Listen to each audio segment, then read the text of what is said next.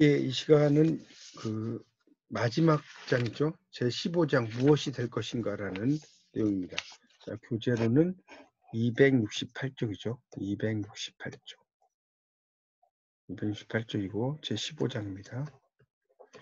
자, 거기 이제 268쪽에 보면 이런 말 나오죠. 시로 경험하는 세계는 어떤 모습인가. 그래서 이 한 편의 시가 이 독자에게 공감, 그러니까 함께 느끼는 거죠. 공감. 첫째 줄에 반향. 이거는 이제 많이 울림이 있다는 거죠. 울림. 이런 것을 이제 일으키죠. 그래서 그런 시적인 울림 속에서 이제 심화를 체험하죠. 깊이 있는 걸 체험하고 시 속의 여러 차원으로 흩어지며 반향, 울리는 메아리들이 있다라고 나오죠. 그래서 이제 이런 걸 통해서 이제 공감을 일으키고요. 거기 그 268쪽이 두 번째 단락에 보면 훌륭한 한편의 시는 공감과 동일시. 자, 이 동일시란 말이 상당히 중요한데요. 그러니까 같이 내가 그 사람이 된 입장, 그러니까 원니스라고 하죠. 원니스. 그걸 말하면 하나가 이제 되는 거, 이런 것을 이제 우리가 동일시란 말씀입니다. 동일시라는 것은 내가 그 입장이 돼버리는 그것을 이제 우리가 동일시라고 이야기를 하는 거예요. 자, 268쪽입니다. 268쪽. 268쪽에 나오는 내용을 지금 보고 있습니다. 그래서 이제 그 시라고 하는 것 자체가 이런 그 동일시를 느낀다는 걸. 내가 그 시와 똑같은 어떤 감정을 가지게 된다는 거겠죠. 자, 269쪽입니다. 269쪽 첫째 줄. 그래서 시인이 시적 대상에 대해 가지는 감정이입. 그 감정이입을 이제 우리가 엠퍼시라고 하죠. 엠퍼시. 감정이입. 269쪽 보고 있어요. 지금 첫째 줄에. 그래서 이제 그런 거. 청산별곡에서도 이제 울어라 울어라 하세요. 이런 거 있죠. 울어라 울어라 하세요. 자곤 일어 울어라 하세요. 우는구나 우는구나 세요. 이거죠. 자곤 일어 울어라 하세요. 자고 일어나 우는구나 세요. 널 나와 시름한 나도, 너보다 시름이 많은 나도 자고 일어나 운다. 이런 게 나오죠. 그래서 이제 나의 몸을 공통적인 조건으로 사유하며 269쪽 두 번째 단락입니다. 나의 몸으로 느끼는 세계의 작동 기제. 이 기제라는 말은 장치란 뜻입니다. 기제. 지금 269쪽의 두 번째 단락의 둘째 줄이에요. 그대로 대상에게 이제 되돌리는 방식이다. 이게 감정이입이다. 그래서 여기 이제 시가 하나 또 긴 게 나오죠. 여기를 보시면 시가 이제 나오는데 백석의 수라라는 수라의 이제 사슴이라는 시가 나오죠. 거기에 보면 나옵니다. 거기 269쪽에 보면 거미 새끼 하나 방바닥에 날인 것을 나는 아무 생각 없이 문 밖으로 쓸어버린다. 차디찬 밤이다. 어니젠가 새끼 거미 쓸려 나간 곳에 큰 거미가 왔다. 나는 가슴이 짜릿한다. 나는 또 큰 거미를 쓸어 문 밖으로 버리며 찬 밖이라도 새끼는 대로 가라고 하며 서러워한다. 이런 쭉 시가 나와요. 넘겨보시면 270쪽 바로 밑에 시에서 어느 밤 문 가까운 자리에 몸을 지척이고 있었는데 잠이 오지 않는 거죠. 천장 기퉁이에서일까 새끼거미 한 마리가 방바닥으로 떨어지죠. 좁쌀만한 곳이 투명한 몸뚱이에 가느다란 다리조차 제대로 가누지 못하죠. 새끼거미는 어미를 잃었고 형제를 잃었다. 거미는 혼자다. 그러나 어디선가 새끼거미를 애타게 부르는 어미거미가 내 손끝에 아물거린다. 나와 거미는 다르지 않다. 이런 식으로 써놨죠. 그러니까 결국 거미를 통해서 이제 자신의 어떤 국가에 대한 이야기 이런 걸 써놓은 겁니다. 그렇죠? 그러니까 거미는 남모를 마루 한 구석에 내던져진 것처럼 떠돌 것을 안다. 그러니까 어떤 식민지하의 상태를 이렇게 이야기한 거고요. 온갖 번뇌와 망상에 시달리는 마음은 윤회의 육도 세계 가운데 여기 수라가 좀 있는데요. 수라를 좀 설명드릴게요. 수라. 이때 수라는 여기 써놓으세요. 아수라장. 난장판이라는 뜻입니다. 그 수라예요. 그래서 그런 수라에 처한 중생의 마음이다. 나는 아무 생각 없다가 가슴이 찌릿해졌다. 결국에는 서러워지고 슬퍼진다. 이런 얘기고요. 마사누스바움은 이렇게 났죠. 공정하게 법을 집행하기 위해 법관에게 필요한 것은 공감에 의한 동일시다. 그래서 공감을 많이 해준다는 거죠. 그래서 법의 테두리 안에 있는 인간적 존재 각각에게 맞는 언어로 각자의 상황에 상상력을 발휘하여 공감하고 동일시하는 상태에서 합당한 결론을 도출할 수 있다. 나오고 있습니다. 그러니까 그걸 통해서 이제 내가 누군지를 뭐 찾아보고 이런 거겠죠. 자, 271쪽에 2번을 보겠습니다. 271쪽 2번. 자, 한 편의 시를 쓴 후에 나는 이전에 나와 같은가? 테리 이글턴은 이제 유명한 비평가입니다. 정부와 가상의 현실에 대한 우희 및 지배로 특징 지을 수 있는 현대 사회에서 시가 필요한 이유를 경험과 관련지어 설명했다. 자, 여기 그 테리 이글턴 동그라미 치시고요. 두 번째 줄에 현대부터 세 번째 줄 설명까지 줄 쳐놓으세요. 그래서 이제 그런 시가 필요한 이유가 어떤 건지 설명했다는 거예요. 자, 272쪽. 272쪽입니다. 그래서 우리가 이제 스마트폰을 쓰는 게 나오죠. 272쪽에 보면 우리가 이제 그 핸드폰에는 몇 기가에 달하는 272쪽 첫째 줄 보세요. 사진과 동영상이 있을 것이다. 우리는 그것을 인화, 출력하지 않아도 풍경과 사진을 박제해서 소유할 수 있다. 그러나 핸드폰에 저장해둔 사진과 동영상은 당신이 스스로 겪은 경험과 무관한 소유의 표징일 뿐이다. 라고 있죠.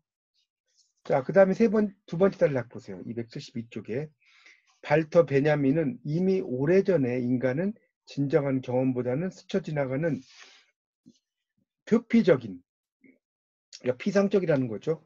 사건들의 세계 속에서 흐릿한 기억이 빚어놓은 흔적에 얽매여 현재를 구성한다고 말했다. 그렇게 나오고 있습니다.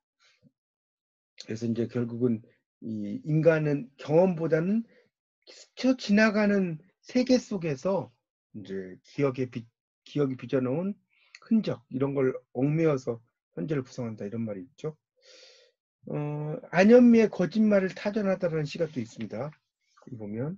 여기 보면 이 시는 또 재밌는 게 뭐냐면 거기 그 272쪽에 보시면 첫 번째 줄에 그 밑줄 치세요. 여상을 졸업하고 그다음에 더듬이가 긴 곤충들 동그라미 그다음에 고아는 아니었지만 고아 같았다 이런 말 있죠. 고아는 아니었지만 고아 같았다 이런 말이 또 나오고 있습니다. 자, 지금 272쪽에 그 마지막에 있는 시를 보고 있습니다. 고아 같았다. 그 다음에 273쪽으로 가면 거기 이제 이연의 또 밑줄 세 여상을 졸업하고 그 다음에 네 번째 줄 더듬이가 긴 곤충들. 자, 이런 것들이 계속 반복되고 있죠. 더듬이와 곤충 이런 거. 그러니까 273쪽의 시 바로 밑에 단행의 산문 이행으로 구성된 작품이고 첫 부분에서 하자는 애써서 고통스러웠던 과거의 기억을 다시 복원하는 거죠. 그런 것을 이야기하고 있다는 거죠. 뭐 그런 내용으로 쭉 설명이 되고 자 넘어가서 274쪽 셋째 줄 테리 이글턴은 그 장소에서 언젠가 우리가 잃어버린 낱낱의 경험이 복권될 수 있다고 부연했다. 그래서 전 세대를 통해 전통적인 문학작품 속에서 문어로 사장된 가난과 고난이라는 소재를 산문시의 경쾌한 리듬에 실어 전하고 있다. 자, 여기다 밑줄 치세요. 274쪽 보고 있어요. 274쪽. 274쪽. 거기 이제 보면 그 두 번째 단락에 넷째 줄부터 가난부터 전하고 있다까지. 그래서 이제 그 시 바로 두 줄 올라가면 우리가 잃어버린 또는 내쳐버린 경험을 자신만의 언어로 복권하는 순간 시가 시작된다라고 설명을 하고 있습니다. 자, 이승훈의 어머니의 무덤이라는 시 275쪽입니다. 자, 시의 전반부에서는 그의 행동을 무미건조하게 따라가요. 무덤으로 간다. 무덤이 있기 때문이다. 이게 이제 그런 말장난과 같다는 것이 나오고 있죠. 그래서 이제 그런 내용들을 이제 쭉 설명을 하고 있어요. 어떤 내용으로 이제 쓰여 있는지를 읽어보시고요. 276쪽. 276쪽. 거기 두 번째 단락 전체 네모 쳐놓으세요. 두 번째 단락. 그래서 한 편의 시를 쓰기 전과 후 나는 같은 존재가 아니다. 한 편의 시를 쓴 다음에 비로소 나는 시인이 되기 때문이다. 시의 가치는 경험을 복권하여 체험의 영역을 확장하는 데 있다. 우리는 한 편의 시를 쓴 뒤 다른 존재로 거듭날 수 있다. 한 편의 시로 인해 우리가 사는 세상을 달리 볼 수 있기 때문이다. 이게 나왔는데 자, 이거를 이제 우리가 뭐라고 하냐면 거기다가 써서 한 편의 시를 쓴 후에 나는 이전에 나와 같은가?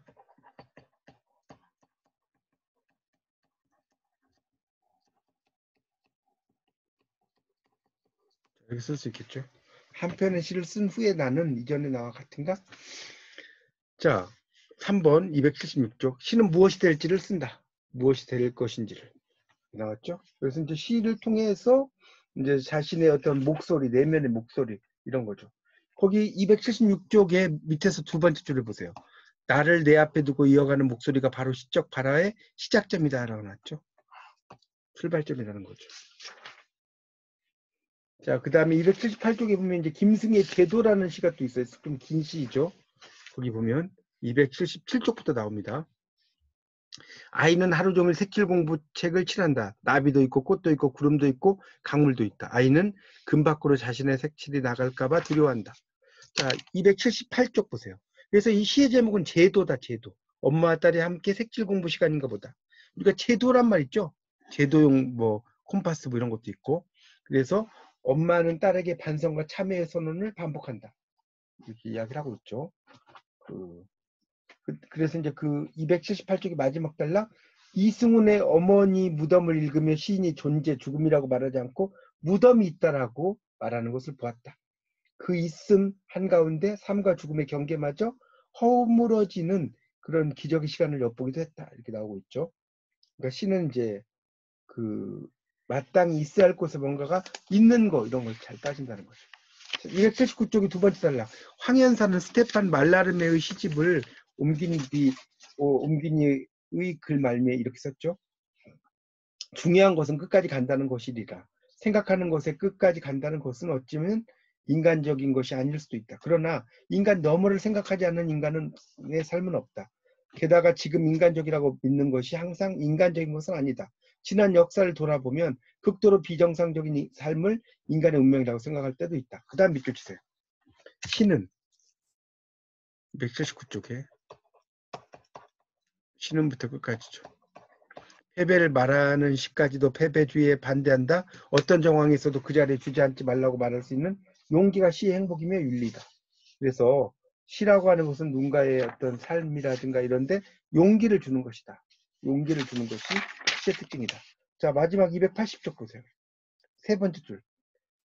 시는 우리의 두려움과 분노에 대해 우리가 그것 없이는 도무지 행복의 어떤 표상도 가질 수 없음을 행복의 순간들에 대해서 말해야 한다. 시는 우리가 난투 뒤에 상처를 입고 집으로 갈 때 혹은 전혀 집 밖으로 한 번도 나올 수 없을 때 용기를 주고 힘을 주어야 한다. 자, 280쪽. 거기 세 번째 줄에 보면 시 나오죠. 는 이렇게. 그 다음에 밑에 셋째 줄 주어야 한다. 자, 이게 이제 중요하다는 거죠. 그래서 시로 다시 쓰이는 세계를 리듬으로 통과해서 존재의 실패와 언어의 실패를 잘 마름질한다. 이렇게 설명을 하고 있습니다. 이제 이렇게 해서 이제 시창작론 1강부터 15강까지 제가 쭉 설명을 다 드리는 것을 마무리를 하겠습니다.